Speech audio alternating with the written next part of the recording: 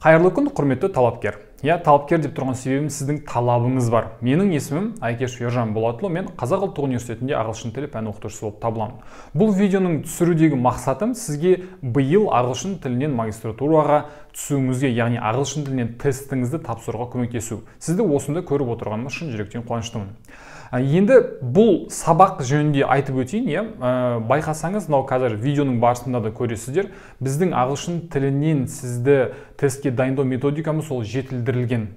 Өткен жылы біздің техникамыз бойынша дайындалған студенттеріміздің 85%-ға жуығы ағылшын тілінен тестті тапсырып, олар грантқа түскен болатын. Бір статистика беріп өтейін, өткен жылы тағы да 40%, яғни 100 адамның 40%-ы магистратураға тапсырған кезде өздерінің ағылшын тілінен керекті балын жинай алмағандықтан, яғни ол 25 балды жинай алмағандықтан грантқа өте алмаған болатын. Сондықтан, егер сіз ағылшын тілінен дайындалғыңыз келетін болса, мен сізге көмектесуге дайынмын. Енді қараңыз.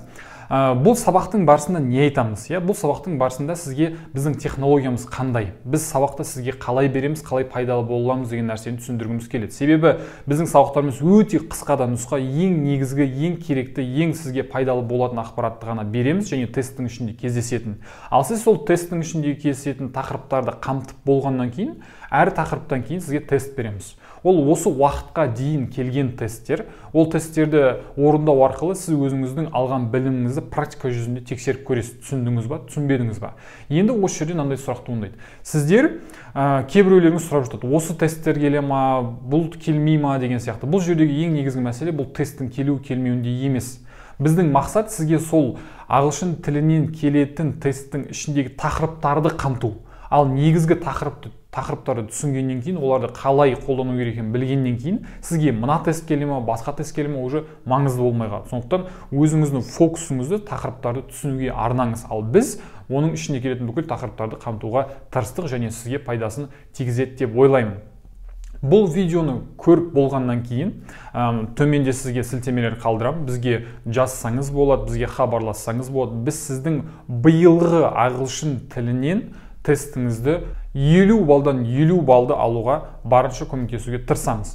Бұл жердегі тағы бір мәселе, егер сіздің дайындығыңыз қазірден бастап, ертерек басталатын болса, онда сізге бір тестті қайта-қайта орындауға, бір тақырыпты бірнеше рет қарауға мүмкіндік болады. Себебі сізге сабақтар арнайы платформада беріледі. Ол жерге сізге 6 айға доступ болады. Кез келген уақытта, кез келген жерде ең басты сіздің өзіңіздің ұялы телефоныңыз бен интернетіңіз болса болды. Ол сабақтарды қайтадан қарап, тесттерді қайтадан жасауға мүмкіндік бар. Жаңа жоғарыда өткенімдей, сабақтарыңыз ондай қатты ұзақ болмағаннан кейін сізге барлығы өте түсінікті және қайталап қарауға мүмкіндік болған кезде оны қайтадан қарау қызықсыз болмайды. Барынша тез қайталап шығатын болады. Сондықтан тағы да айтам, өзіңіздің дайындығыңызды ертеңге қалдырмаңыз. Бүгіннен бастап кетуге сізге кеңес беремін. Себебі сіз қаншалықты тесттің болу уақытына жақындаған сайын сол жақты сіздің дайындығыңыз шикі болады. Ал жақсы дайындық ол сіздің келешектегі магистратураға түсуіңізге, өзіңіздің армандаған мемлекеттеріңізге баруға, магистратурада білесіздер, сіздер шетелге тағылымдамаға, яғни практикаға баратын боласыздар. Сол бір мүмкіндіктерді жіберіп алмауға, бұл да бір баспалдақ. Сондықтан бұл баспалдақты бізбен бірге өтуге сізге кеңес беретін боламын. Ал негізгі сабағымызды көруге мархабат.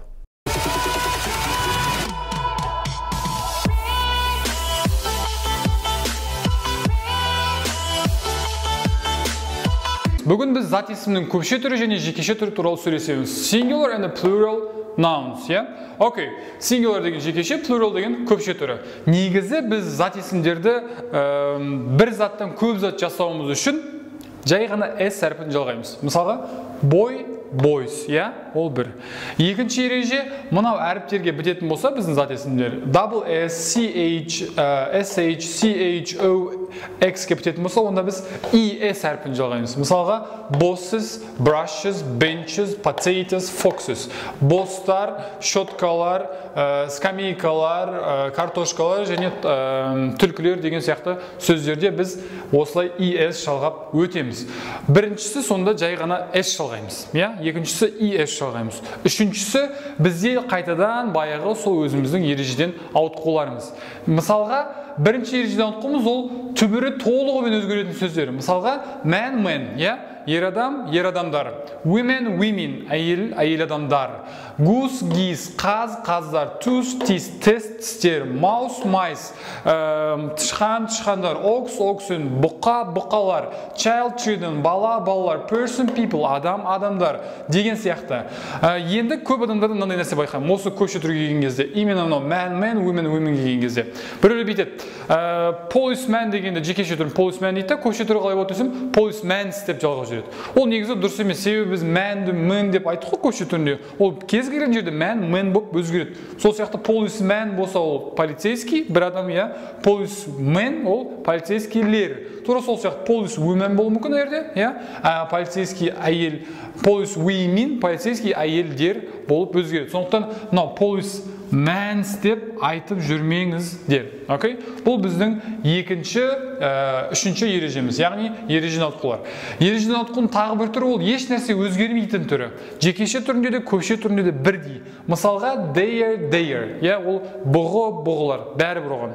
Жекеше түрінде де, көпше түрінде де бірдей болады. Fish. Бұл жерде балықтар екеуі бірдей. Мус, бұландар. Sheep, қойлар. Яғни бұл жерде айтқым келіп тұрған нәрсе жекеше түрі, көпше түрі бірдей зат есімдер болады.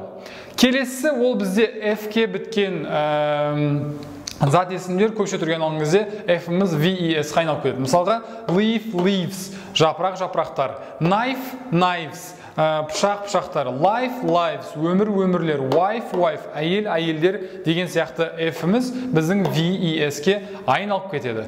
Келесі ереже мынау. Мысалға кейбір заттар қосарланып жүреді. Оны біз жекеше айта алмаймыз. Мысалға орыс тілінде брюки, иә, мынау брюки. Біз брюк деп айтпаймыз ғой, дұрыс па? Ол брюки. Ағылшын тілінде тура сол сияқты бірден өзі көпше түрде жүреді. Брюки, trousers. Тура сол сияқты glasses, иә, очки. Біз очко деп айтпаймыз ғой, иә, көзілдірікті. Сондықтан glasses бірден көпше түрде жүреді.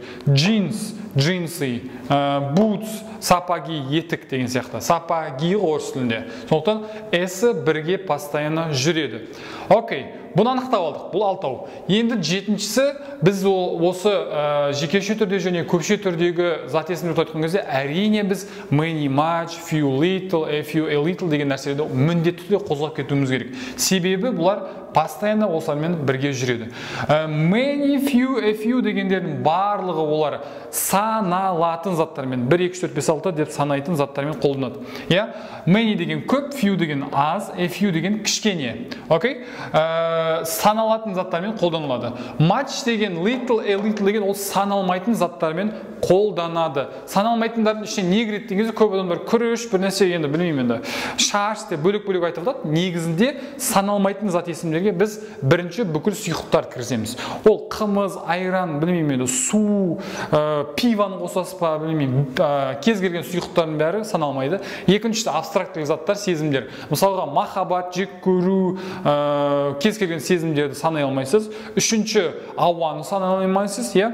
Төртінші дәнді дақылдарды санай алмаймыз. Мысалға немесе сыпучий заттар дейді орысша айтқан кезде, иә. Мысалға қантты санай алмаймыз, бұрышты санай алмаймыз, күріш, бидай, кез келген. Шашты санай алмаймыз. Енді бір қылтық шаш болуы мүмкін, иә, hair деп бір қылтық шаш есебінде. Бірақ бүкіл шашымызды біртіндеп санап отырмаймыз, сондықтан шашта саналмайтын зат есімдердің қатарына кіреді. Сонда біз much hair деп айтамыз да, көп шаш. Және many people, көп адамдар, себебі адамдарды біз санай аламыз. Енді осы жерден мынандай нәрсе болады. Much деген сөз әрқашан ол тек қана көп мағынасында емес, кейбір кездері тым, аса деген мағынасында да қолданылуы мүмкін. Мысалы мына жерде I need much more people, иә, немесе айтарлықтай деген мағынада. Сонда маған айтарлықтай көбірек адам керек. Жай ғана көп мағынасында емес, айтарлықтай деген мағынасы да болуы мүмкін. Енді тағы бір мәселе. Кейбір кездері сізде тесттің ішіне мынандай сұрақ келседі. Choose only singular form, яғни тек қана жекеше түрде қолданылатын зат есімді тап дейді. Жекеше түрде қолданылатын зат есім ол әрқашанда саналмайтын зат есім. Себебі саналатын болса, ол жекеше түрде қалып кетуі мүмкін емес. Мысалға, boy деймін да, оның міндетті түрде көпше түрі бар, boys, иә? Немесе person деймін да, people, иә? Адам, адамдар. Ал саналмайтын зат есімдер олар әрқашанда жекеше түрде ғана қолданады. Water деймін да, бірақ waters деп ешқашан айтпаймын, дұрыс па? Немесе milk деймін да, milks деп айтпаймын. Сондықтан егер сізге мына жерде тек қана жекеше түрдегі сан есім зат есім дейтін болса, онда сіз бұл жерде саналмайтын зат есімді табуыңыз қажет. Осымен біздің singular and plural nouns, яғни жекеше түрде және көпше түрдегі зат есімдерге байланысты сабағымыз аяқталды. Үй тапсырмасын тестті міндетті түрде істеңіз, себебі біз бұл жерде 50% ғана білімді алдық, қалғаны өз еншіңізде. Ұмытпаңыз.